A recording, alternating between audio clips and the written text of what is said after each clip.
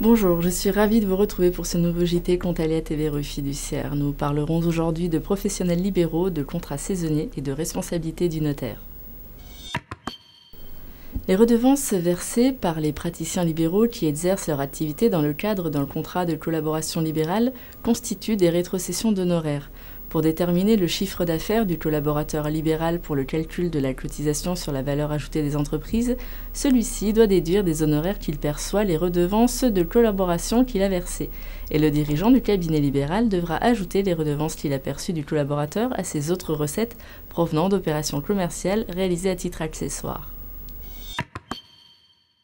Pour calculer l'ancienneté d'un salarié qui a conclu plusieurs contrats à durée déterminée à caractère saisonnier dans une même entreprise, il faut cumuler les durées de tous les CDD saisonniers successifs, et peu importe que les CDD comportent ou non une clause de reconduction. Ainsi, un salarié qui a travaillé pendant près de 30 ans chez le même employeur en CDD saisonnier successif a droit à la prime conventionnelle d'ancienneté versée après 3 ans d'ancienneté. Le jour de la vente d'un fonds de commerce, l'acheteur paye son acquisition immobilière au moyen d'un chèque qui se révèle être sans provision. Le vendeur assigne le notaire en responsabilité professionnelle. Il lui reproche d'avoir transféré la propriété et la jouissance du fonds de commerce au jour de la signature de l'acte sans avoir attendu l'encaissement effectif du chèque. Les juges lui donnent raison. Le notaire a manqué à son obligation de prudence et a commis une faute de nature à engager sa responsabilité professionnelle.